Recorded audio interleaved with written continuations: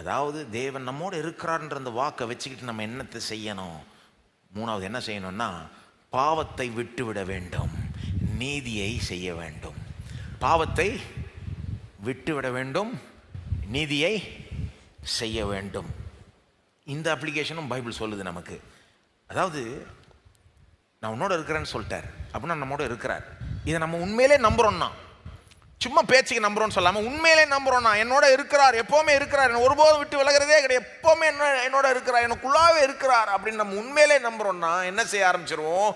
பாவத்தை விட்டு விலக ஆரம்பிப்போம். ஏன்னா எங்கே போனாலும் அவர் நம்மோட இருக்கிறார். நான் இங்கே இருக்கிறேன்னா அவர் நம்மோட இருக்கார், என்னோட இருக்கார். இங்கே போனாலும் என்னோட இருக்க. அப்புறம் எங்கே நான் போனாலும் அவர் என்னோட இருக்கிறாருன்னா, அப்போ நான் பாவம் இருக்கிற இடத்துல நான் இருக்கக்கூடாது. நான் பாவத்தை விட்டு விலகிடணும்.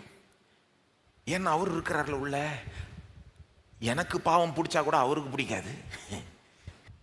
சில நேரம் நம்ம பாவம் செய்கிறப்போ பிடிச்சி தானே செய்கிறோம், பிடிக்காமல் செய்கிறோமா? கடமையின் உணர்ச்சியோடு செய்கிறோமா? இல்லை பாவத்தை ஒன்றாவது செஞ்சிடலாம் இன்னைக்குன்னு. இல்லை, ஈர்க்கப்படுகிறோம். நமக்கு அது பிடிக்குது. சில நேரம் அது கொடுக்குற இன்பம் நமக்கு பிடிக்குது. ஆனால் நான் எப்படி சிந்திக்கணும்? இல்லை, அவர் என்னோட இருக்கிறார், எனக்கு பிடிச்சா கூட அவருக்கு பிடிக்கல, என்னோட இருக்கிற அவருக்கும் பாவத்துக்கும் சம்மந்தமே கிடையாது. அவர் பாவத்தை ஏறெடுத்து கூட பார்க்க முடியாது. அவர் பாவத்தை வெறுக்கிறார். இந்த பாவத்திலிருந்து தான் என்னை ரட்சித்து இருக்கிறார். இதற்காக அவர் உயிரையே கொடுத்தாரு. ஏன்னா இந்த பாவத்திலிருந்து கழுவும்படி, சுத்திகரிக்கும்படி உயிரே கொடுத்து ரத்தத்தையே சிந்தி இன்னைக்கு உயிரோட எனக்குள்ளாக வசிக்கிறார், என்னோடவே இருக்கிறார். அப்போ இந்த பாவத்தை நான் விட்டுறணும் அப்படின்னு நம்ம ஸ்டெப் எடுப்போம். ஸ்டெப் எடுக்கிறது இந்த வாக்கு தத்துவத்தை நம்பி வாழ்கிறோன்றதை காண்பிக்குது. ஸ்டெப் எடுக்காதப்போ இதை நம்பி வாழலைன்னு காண்பிக்குது.